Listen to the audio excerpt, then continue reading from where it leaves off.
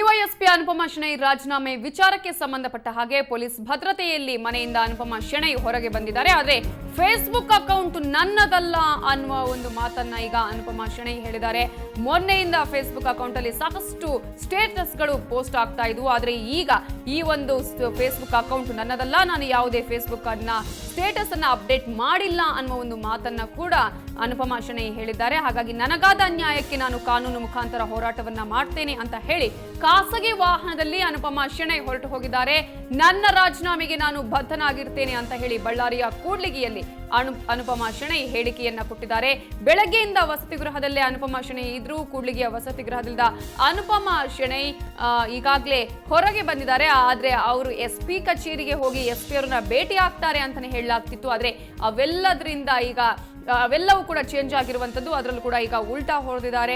SP ಕಚೇರಿಗೆ ಭೇಟಿಯನ್ನ ಕೊಟ್ಟಿಲ್ಲ, ಆದ್ರೆ ನನಗಾದ ಅನ್ಯಾಯಕ್ಕೆ ನಾನು ಕಾನೂನು ಮುಖಾಂತರ ಹೋರಾಟವನ್ನ ಮಾಡ್ತೇನೆ ಅಂತ ಹೇಳಿ ಖಾಸಗಿ ವಾಹನದಲ್ಲಿ ಅನುಪಮಾ ಶೆಣೈ ಹೊರಟು ಹೋಗಿದ್ದಾರೆ. ಹಾಗಾದ್ರೆ ಎಲ್ಲಿಗೆ ಹೋಗಿದ್ದಾರೆ ಅನ್ನೋದ್ರ ಬಗ್ಗೆ ಕೂಡ ಇನ್ನಷ್ಟು ಮಾಹಿತಿ ಲಭ್ಯವಾಗಬೇಕಿದೆ.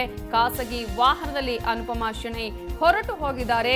ನನಗಾದ ಅನ್ಯಾಯಕ್ಕೆ ನಾನು ಕಾನೂನು ಮುಖಾಂತರ ಹೋರಾಟವನ್ನ ಮಾಡ್ತೇನೆ, ಎಲ್ಲದಕ್ಕೂ ದೂರು ನೀಡಿದ್ರೆ ನ್ಯಾಯ ಸಿಗುವ ಭರವಸೆ ನನಗಿಲ್ಲ ಅನ್ನುವ ಮಾತನ್ನು ಕೂಡ ಈ ಸಂದರ್ಭದಲ್ಲಿ ಅವರು ಹೇಳಿದ್ದಾರೆ. ಹಾಗಾಗಿ ನನ್ನ ರಾಜೀನಾಮೆಗೆ ನಾನು ಬದ್ಧನಾಗಿರ್ತೀನಿ ಅನ್ನುವ ಮಾತು ಅನುಪಮಾ ಶೆಣೈ ಅವರಿಂದ ಬಂದಿದೆ. ಬಳ್ಳಾರಿಯ ಕೂಡ್ಲಿಗಿಯಲ್ಲಿ ಅನುಪಮಾ ಶೆಣೈ ಹೇಳಿಕೆಯನ್ನ ಕೊಟ್ಟಿದ್ದಾರೆ. ಬೆಳಗಿನಿಂದ ಅವರು ವಸತಿ ಗೃಹದಲ್ಲಿ ಇದ್ರು. ಆದ್ರೆ ಆ ನಂತರ ಸಂಜೆ ವೇಳೆಗೆ ಅವರು SP ಅವರನ್ನ ಭೇಟಿ ಆಗ್ತೀನಿ ಅನ್ನುವಂತ ಮಾತನ್ನು ಕೂಡ ಇವತ್ತು ಬೆಳಿಗ್ಗೆ ಹೇಳಿದ್ರು. ಆದ್ರೆ ಇದೀಗ ಅವರು SP ಅವರನ್ನು ಕೂಡ ಭೇಟಿಯಾಗಿಲ್ಲ.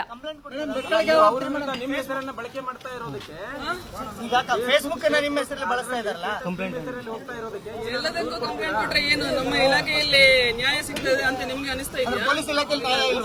ನೀವು ನೋಡ್ಬೇಕು.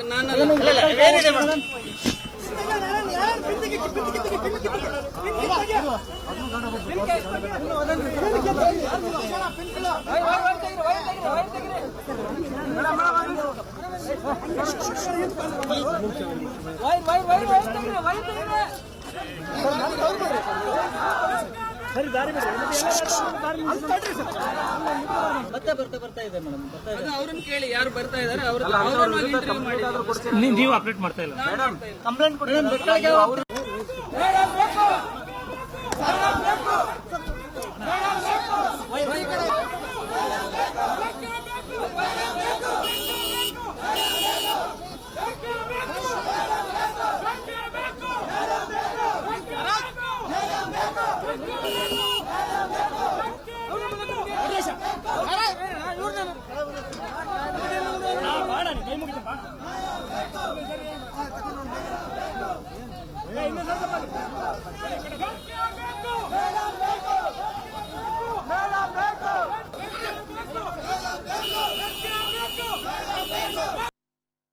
ನಾನು ಕಾನೂನು ಪ್ರಕಾರ ಹೋರಾಟಕ್ಕೆ ಮುಂದುವರಿತಾ ಇದ್ದೀನಿ. ನಾನು ಸಹಾಯ ಕೇಳಿರೋದು ಎಲ್ಲರ ಹತ್ರ. ಆದ್ರೆ ಇದು ನನ್ನ ರಾಜೀನಾಮೆಯನ್ನ ಎಲ್ಲರೂ ತಮ್ಮ ಹಿತಾಸಕ್ತಿಗೋಸ್ಕರ ಬಳಸ್ತಾ ಇರೋದು ಕಂಡು ಬರ್ತಾ ಇದೆ. ನೋಡಕ್ಕಾಗಲ್ಲ. ಅದಕ್ಕೆ ನಾನು ಕಾನೂನು ಪ್ರಕಾರ ಹೋರಾಟ ಮಾಡ್ತೀನಿ. ಸರ್ಕಾರ ಶಿಸ್ತು ಕ್ರಮ ಕೈಗೊಳ್ಳಿ ಅಂತ ಹೇಳಿ CM ಸಿದ್ದರಾಮಯ್ಯ ಸೂಚನೆ ಕೊಟ್ಟಿದ್ದಾರೆ ಹಿರಿಯ ಅಧಿಕಾರಿಗಳಿಗೆ. ತಪ್ಪಾಗಿದೆ. ಆದ್ರೆ ನನ್ನನ್ನು ಮಾತ್ರ ಅಲ್ಲ, ಹೇಗೆ ಪೇದೆಗಳನ್ನ ಇಮಿಡಿಯೇಟ್ಲಿ ವಜಾ ಮಾಡ್ತಾರಲ್ಲ, ಹಾಗೇನೆ ನನ್ನ ಮೇಲೆ ಯಾರೆಲ್ಲ ಅನ್ಯಾಯ ಮಾಡಿದ್ರೆ ಅವರನ್ನು ಮೇಲೆ ಇರುವ ಅಧಿಕಾರಿಗಳನ್ನ ಸಹ ಅದೇ ರೀತಿ ಬೇಗನೆ ಕಾನೂನು ಹೋರಾಟ ಅಂದ್ರೆ ಯಾವ ರೀತಿಯಾಗಿ ಮಾಡ್ತೀರಾ? ಲಾಯರ್ಸ್ ಇದ್ದಾರೆ, ಜಡ್ಜಸ್ ಇದ್ದಾರೆ. ಇನ್ನೂ ಅದ್ರ ಮೇಲೆ ನಂಬಿಕೆ ಇದೆ. ಅಲ್ಲಿಗೆ ಹೋಗ್ತಾ ಇದ್ದೀನಿ. ಕೇಟಿಗೆ ಯಾಕೆ ಹೋಗ್ಬೇಕು? ನಾನು ರಾಜೀನಾಮೆ ಕೊಟ್ಟಿರೋದು ಅದಕ್ಕೆ ಬದ್ಧ ಆಗಿದ್ದೀನಿ. ಬೇರೆ ವಿಷಯಗಳಿಗೋಸ್ಕರ ಹೋಗ್ತಾ ಇದ್ದೀನಿ ಅಷ್ಟೇ. ಮತ್ತೆ ಅದು ವಿಷಯಕ್ಕೆ ಯಾಕೆ ತೆಗಿತಾ ಇದ್ದೀರಿ ಹೇಳಿ? ನಂಗೆ ಟೈಮ್ ಬಂದಾಗ ಅದನ್ನ ಹಾಕ್ತೀವಪ್ಪ ಅಷ್ಟೇ. ಅಲ್ಲ, ಹಿರಿಯ ಅಧಿಕಾರಿಗಳನ್ನು ಭೇಟಿ ಆಗ್ತೀನಿ ಅಂತ ಹೇಳಿದ್ರಿ. ಹಿರಿಯ ಅಧಿಕಾರಿಗಳು ಬೆಳಗ್ಗೆಯಿಂದ ನಿಮ್ ಸಂಪರ್ಕ ಮಾಡುವಂತ ಕಮೆಂಟ್ ಮಾಡಿ. ಫೇಸ್ಬುಕ್ ಇದೆ ಮೇಡಮ್. ಇದು ಫೇಸ್ಬುಕ್ ಬೆಳಗ್ಗೆ ಹೇಳಿದ್ದೀನಿ. ನನ್ನದು ಯಾವ್ದು ಅಕೌಂಟ್ ಇಲ್ಲ ಫೇಸ್ಬುಕ್. ಬರ್ತಾ ಇದೆ ಮೇಡಮ್. ಅದು ಅವ್ರನ್ನ ಕೇಳಿ ಯಾರು ಬರ್ತಾ ಇದಾರೆ ಇಂಟರ್ವ್ಯೂ ಮಾಡಿ. ನೀವು ಅಪ್ಡೇಟ್ ಮಾಡ್ತಾ ಇಲ್ಲ. ಕಂಪ್ಲೇಂಟ್ ಕೊಡಿ. ನಿಮ್ಮ ಹೆಸರನ್ನ ಬಳಕೆ ಮಾಡ್ತಾ ಇರೋದಕ್ಕೆ ಈಗ ಫೇಸ್ಬುಕ್ ನಿಮ್ಮ ಹೆಸರಲ್ಲಿ ಬಳಸ್ತಾ ಇದಾರಲ್ಲ, ಕಂಪ್ಲೇಂಟ್ ಎಲ್ಲದಕ್ಕೂ ಕಂಪ್ಲೇಂಟ್ ಕೊಟ್ರೆ ಏನು ನಮ್ಮ ಇಲಾಖೆಯಲ್ಲಿ ನ್ಯಾಯ ಸಿಗ್ತದೆ ಅಂತ ನಿಮ್ಗೆ ಅನಿಸ್ತಾ ಇದೆಯಾ? ಪೊಲೀಸ್ ಇಲಾಖೆಯಲ್ಲಿ ನ್ಯಾಯ ಇಲ್ವಾ? ಅದ್ ನೀವು ನೋಡ್ಬೇಕು. ನಾನು ಕಾನೂನು ಪ್ರಕಾರ ಹೋರಾಟಕ್ಕೆ ಮುಂದುವರಿತಾ ಇದ್ದೀನಿ. ನಾನು ಸಹಾಯ ಕೇಳಿರೋದು ಎಲ್ಲರ ಹತ್ರ. ಆದ್ರೆ ಇದು ನನ್ನ ರಾಜೀನಾಮೆಯನ್ನ ಎಲ್ಲರೂ ತಮ್ಮ ಹಿತಾಸಕ್ತಿಗೋಸ್ಕರ ಬಳಸ್ತಾ ಇರೋದು ಕಂಡು ಬರ್ತಾ ಇದೆ. ನನ್ನನ್ನು ನೋಡಕ್ಕಾಗಲ್ಲ. ಅದಕ್ಕೆ ನಾನು ಕಾನೂನು ಪ್ರಕಾರ ಹೋರಾಟ ಮಾಡ್ತೀನಿ. ಸರ್ಕಾರ ಶಿಸ್ತು ಕ್ರಮ ಕೈಗೊಳ್ಳಿ ಅಂತ ಹೇಳಿ ಸಿಎಂ ಸಿದ್ದರಾಮಯ್ಯನವರು ಸೂಚನೆ ಕೊಟ್ಟಿದ್ದಾರೆ ಹಿರಿಯ ಅಧಿಕಾರಿಗಳಿಗೆ. ಏನ್ ಹೇಳ್ತಾರೆ? ತಪ್ಪಾಗಿದೆ ಆದ್ರೆ ನನ್ನನ್ನು ಮಾತ್ರ ಅಲ್ಲ, ಹೇಗೆ ಪೇದೆಗಳನ್ನ ಇಮಿಡಿಯೇಟ್ಲಿ ವಜಾ ಮಾಡ್ತಾರಲ್ಲ ಹಾಗೇನೆ ನನ್ನ ಮೇಲೆ ಯಾರೆಲ್ಲ ಅನ್ಯಾಯ ಮಾಡಿದ್ರೆ ಅವರನ್ನು ಮೇಲೆ ಇರುವ ಅಧಿಕಾರಿಗಳನ್ನು ಸಹ ಅದೇ ರೀತಿ ಬೇಗನೆ ಕಾನೂನು ಹೋರಾಟ ಅಂದ್ರೆ ಯಾವ ರೀತಿಯಾಗಿ ಮಾಡ್ತೀರಾ? ಲಾಯರ್ಸ್ ಇದ್ದಾರೆ, ಜಡ್ಜಸ್ ಇದ್ದಾರೆ. ಇನ್ನೂ ಅದ್ರ ಮೇಲೆ ನಂಬಿಕೆ ಇದೆ. ಅಲ್ಲಿಗೆ ಹೋಗ್ತಾ ಇದ್ದೀನಿ. ಕೇಟಿಗೆ ಯಾಕೆ ಹೋಗ್ಬೇಕು? ನಾನು ರಾಜೀನಾಮೆ ಕೊಟ್ಟಿರೋದು ಅದಕ್ಕೆ ಬದ್ಧ ಆಗಿದ್ದೀನಿ. ಬೇರೆ ವಿಷಯಗಳಿಗೋಸ್ಕರ ಹೋಗ್ತಾ ಇದ್ದೀನಿ ಅಷ್ಟೇ. ಮತ್ತೆ ಅದು ವಿಷಯಕ್ಕೆ ಯಾಕೆ ತೆಗಿತಾ ಇದ್ದೀರಿ ಹೇಳಿ? ನಂಗೆ ಅರ್ಥ ಆಗ್ತಿಲ್ಲ. ಟೈಮ್ ಬಂದಾಗ ಅದನ್ನ ಹಾಕ್ತೀವಪ್ಪ ಅಷ್ಟೇ. ಅಲ್ಲ, ಹಿರಿಯ ಅಧಿಕಾರಿಗಳನ್ನು ಭೇಟಿ ಆಗ್ತೀನಿ ಅಂತ ಹೇಳಿದ್ರಿ. ಹಿರಿಯ ಅಧಿಕಾರಿಗಳು ಬೆಳಗ್ಗೆಯಿಂದ ನಿಮ್ ಸಂಪರ್ಕ ಮಾಡುವಂತ ಕಮೆಂಟ್ ಮಾಡಿ. ಫೇಸ್ಬುಕ್ ಇದೆ ಮೇಡಮ್, ಇದು ಫೇಸ್ಬುಕ್ ಬೆಳಗ್ಗೆ ಹೇಳಿದ್ದೀನಿ. ನನ್ನದು ಯಾವ್ದು ಅಕೌಂಟ್ ಇಲ್ಲ ಫೇಸ್ಬುಕ್. ಬರ್ತಾ ಇದೆ ಮೇಡಮ್. ಅದು ಅವ್ರನ್ನ ಕೇಳಿ ಯಾರು ಬರ್ತಾ ಇದಾರೆ ಅವ್ರನ್ನ ಇಂಟರ್ವ್ಯೂ ಮಾಡಿ. ನೀವು ಅಪ್ಡೇಟ್ ಮಾಡ್ತಾ ಇಲ್ಲ. ಕಂಪ್ಲೇಂಟ್ ನಿಮ್ಮ ಹೆಸರನ್ನ ಬಳಕೆ ಮಾಡ್ತಾ ಇರೋದಕ್ಕೆ ಈಗ ಫೇಸ್ಬುಕ್ ಅನ್ನ ನಿಮ್ಮ ಹೆಸರಲ್ಲಿ ಬಳಸ್ತಾ ಇದಾರಲ್ಲ, ಹೆಸರಲ್ಲಿ ಹೋಗ್ತಾ ಇರೋದಕ್ಕೆ ಎಲ್ಲದಕ್ಕೂ ಕಂಪ್ಲೇಂಟ್ ಕೊಟ್ರೆ ಏನು ನಮ್ಮ ಇಲಾಖೆಯಲ್ಲಿ ನ್ಯಾಯ ಸಿಗ್ತದೆ ಅಂತ ನಿಮ್ಗೆ ಅನಿಸ್ತಾ ಇದೆಯಾ? ಪೊಲೀಸ್ ಇಲಾಖೆಯಲ್ಲಿ ನ್ಯಾಯ ಇಲ್ವಾ? ಅದ್ ನೀವು ನೋಡ್ಬೇಕು, ನಾನು ಈ ಬಗ್ಗೆ ಡೀಟೇಲ್ಸ್ ಕೊಡೋದಕ್ಕೆ ನಮ್ಮ ರಿಪೋರ್ಟರ್ ವರದರಾಜ್ ಈಗ ನೇರ ಸಂಪರ್ಕದಲ್ಲಿದ್ದಾರೆ. ವರದರಾಜ್, ಏನಾಗ್ತಾ ಇದೆ ಈ ಒಂದು ಪ್ರಕರಣ ಅನ್ನೋದೇ ಸಾಕಷ್ಟು ಗೊಂದಲಕ್ಕೆ ಕಾರಣ ಆಗಿರುವಂತದ್ದು. ಸಂಜೆಯ ವೇಳೆಗೆ ಎಸ್ ಪಿ ಅವರನ್ನ ಭೇಟಿ ಆಗ್ತೀನಿ ಅಂತ ಒಂದ್ಸಲ ಬೆಳಿಗ್ಗೆ ಹೇಳಿದ್ರು. ಆದ್ರೆ ಇದೀಗ ನೋಡಿದ್ರೆ ಯಾರನ್ನು ಭೇಟಿ ಆಗೋದಿಲ್ಲ ಅಂತ ಹೇಳ್ತಾರೆ. ಖಾಸಗಿ ವಾಹನದಲ್ಲಿ ಹೊರಗಡೆ ಹೊರಟು ಹೋಗ್ತಾರೆ. ನಿಜವಾಗ್ಲೂ ಏನಾಯ್ತು ಅಲ್ಲಿ? ಈಗ ಆಗ್ತಾ ಇರುವಂತಹ ಘಟನೆಗಳು ಏನೇನು? ನವಿತಾ, ಇದು ಅಂದರೆ ಅನುಪಮ ಶೆಣೈ ಅವರು ಮಾನಸಿಕವಾಗಿ ವಿಚಲಿತರಾಗಿರುವಂಥದ್ದು ನಮಗೊಂದು ಸ್ಪಷ್ಟ ಆಗುತ್ತೆ. ಅಂದರೆ ಮಾರ್ನಿಂಗೇ ಹೇಳಿದಂಥ ಹೇಳಿಕೆಗಳು, ಆ ನಂತರ ಕೊಟ್ಟಂಥ ಮಾಹಿತಿಗಳು, ಈಗ ಅವರು ಹೊರ ಹೋಗೋ ಸಂದರ್ಭದಲ್ಲಿ ಹೇಳಿದಂಥ ಹೇಳಿಕೆಗಳು ನೋಡ್ಕೊಂಡ್ರೆ ಅಂದರೆ ಇಡೀ ಪ್ರಕರಣದಲ್ಲಿ ಅವರು ಅವ್ರ ಸ್ಟ್ಯಾಂಡ್ ಏನು ಅನ್ನೋದೇ ಗೊತ್ತಾಗ್ತಿಲ್ಲ. ಅಂದರೆ ಅವರು ಹೇಳ್ತಾ ಇದ್ರು, ನಾನು ಕಾನೂನಾತ್ಮಕ ಹೋರಾಟವನ್ನು ಆರಂಭ ಮಾಡ್ತೀನಿ ಅಂತ. ಅಂದರೆ ರಾಜೀನಾಮೆಗೆ ನಾನು ಬದ್ಧನಾಗಿದ್ದೀನಿ. ಅದೇ ರಾಜೀನಾಮೆಯನ್ನು ಹೊರತುಪಡಿಸಿ ಕೆಲವೊಂದು ವಿಚಾರಗಳಲ್ಲಿ ನನಗೆ ಅನ್ಯಾಯ ಆಗಿದೆ. ಅನ್ಯಾಯಗಳ ಬಗ್ಗೆ ನಾನು ಕಾನೂನಾತ್ಮಕ ಹೋರಾಟವನ್ನು ಮಾಡ್ತೀನಿ ಅಂತ ಹೇಳಿದರು.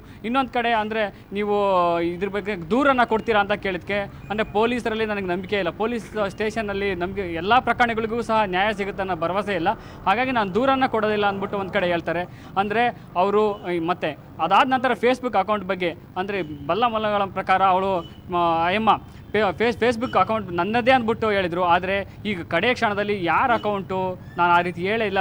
ಅದರಿಂದ ನಾನು ಯಾವ್ದು ನನ್ನ ಸ್ಟೇಟಸ್ಗಳನ್ನು ಯಾವುದೂ ಸಹ ನಾನು ಅಪ್ಡೇಟ್ ಮಾಡ್ತಾ ಇಲ್ಲ ಅಂದ್ಬಿಟ್ಟು ಅವರು ಸ್ಪಷ್ಟಪಡಿಸ್ತಾರೆ. ಇದಕ್ಕೆ ಸಂಬಂಧಪಟ್ಟಂಗೆ ಅಂದರೆ ಇಡೀ ಘಟನಾವಳಿ ಫೇಸ್ಬುಕ್ ಘಟನಾವಳಿಗೂ ನನಗೂ ಸಂಬಂಧನೇ ಇಲ್ಲದ ಥರ ಅವರು ಮಾತಾಡ್ತಾರೆ. ಆನಂತರ ನಿಮ್ಮ ಹೋರಾಟ ಯಾವ ರೀತಿ ಇರುತ್ತೆ ಅಂತ ಕೇಳಿದಕ್ಕೆ ನನಗೆ ನ್ಯಾಯಾಲಯದಲ್ಲಿ ನಂಬಿಕೆ ಇದೆ, ಆ ಮುಖಾಂತರ ನಾನು ಹೋರಾಟವನ್ನು ಮಾಡ್ತಿದ್ದೀನಿ ಅಂದ್ಬಿಟ್ಟು ಅವರು ಅನುಪಮ ಶೆಣೈ ಸ್ಪಷ್ಟಪಡಿಸಿದ್ದಾರೆ. ಆನಂತರ ಈಗ ಅವರು ಭಟ್ಕಳಕ್ಕೆ ಹೋಗಿದ್ರು ಅಥವಾ ಬಳ್ಳಾರಿಗೆ ಹೋದ್ರು, ಇದ್ರ ಬಗ್ಗೆ ಯಾವುದೇ ಮಾಹಿತಿ ಇಲ್ಲ. ಅಂದರೆ ಅವ್ರು ಖಾಸಗಿ ವಾಹನದಲ್ಲಿ ಅಂದರೆ ಒಬ್ಬ ಪೊಲೀಸ್ ಡ್ರೈವರ್ ಇರ್ತಾರೆ. ಆನಂತರ ಸಂಪೂರ್ಣವಾಗಿ ಇಲ್ಲಿನ ಕೂಡ್ಲಿಗಿ ಪೊಲೀಸ್ ವಲಯ ಅವರಿಗೆ ಪ್ರೊಟೆಕ್ಟ್ ಮಾಡಿಬಿಟ್ಟು ಅವ್ರನ್ನ ಇಲ್ಲಿನ ಗಡಿದಾಡಿಸುತ್ತೆ. ಅಂದರೆ ಈಗ ಮುಂದಿನ ಹೋರಾಟ ಯಾವ ರೀತಿ ಇರುತ್ತೆ ಅನ್ನೋದು ಒಂದು ರೀತಿ ನಿಗೂಢ ಆಗಿದೆ. ಅಂದರೆ ಅವರು ಎಲ್ಲೋ ಒಂದು ಕಡೆ ತಮ್ಮ ಇಷ್ಟು ದಿನಗಳವರೆಗೆ ಹೇಳಿಕೊಂಡಂಥ ಹೇಳಿಕೆಗಳು ಅನಂತರ ಕಡೆ ಕ್ಷಣದಲ್ಲಿ ಹೇಳಿದಂಥ ಹೇಳಿಕೆಗಳಿಗೂ ಒಂದಕ್ಕೂ ತಾಳನೇ ಇಲ್ಲ.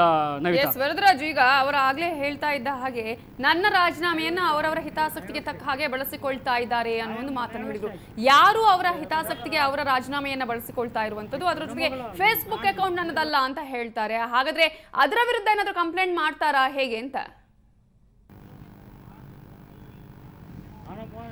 ಅಂದರೆ ನಾವು ಅದನ್ನೇ ಕೇಳಿದ್ವಿ. ಫೇಸ್ಬುಕ್ ಅಕೌಂಟ್ ಸ್ಟೇಟಸ್ ಆಗೋದು ಯಾರು ಅಪ್ ಮಾಡ್ತಿದ್ದಾರೆ, ಅದನ್ನ ನಿಮ್ಗೆ ಯಾರೋ ಹ್ಯಾಕ್ ಮಾಡಿದ್ದಾರೆ, ಅದ್ರ ಬಗ್ಗೆ ನೀವು ದೂರನ್ನು ದಾಖಲಿಸ್ತೀರಾ ಅಂತ ಹೇಳಿದ್ಕೆ ನಾನು ಯಾವುದೇ ದೂರನ್ನು ದಾಖಲಿಸ್ತಿಲ್ಲ, ದೂರನ್ನು ದಾಖಲಿಸಿದಲ್ಲಿ ನನಗೆ ನಂಬಿಕೆನೇ ಇಲ್ಲ ಅಂದ್ಬಿಟ್ಟು ನಮಗೆ ವಿಚಾರವನ್ನು ಅಭಿಪ್ರಾಯವನ್ನು ವ್ಯಕ್ತಪಡಿಸ್ತಾರೆ.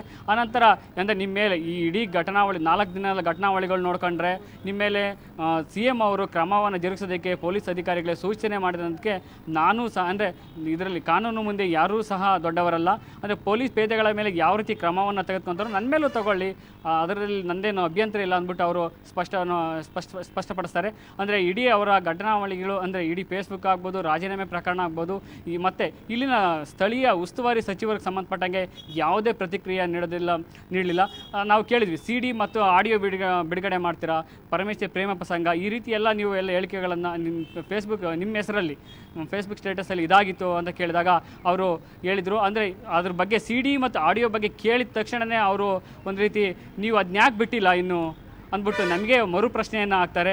ಅಂದರೆ ಅವರು ಒಂದು ರೀತಿ ಅಂದರೆ ಇವತ್ತಿನ ಬೆಳಗ್ಗಿನ ಸಂಜೆವರೆಗಿನ ಘಟನೆಗಳನ್ನು ನಾವು ಈಗ ನೋಡಿಕೊಂಡ್ರೆ ಅವ್ರು ಎಲ್ಲೋ ಒಂದು ಕಡೆ ಅವರು ಒಂದು ಮಾನಸಿಕ ವಿಚಲಿತರಾಗಿದ್ದಾರೆ.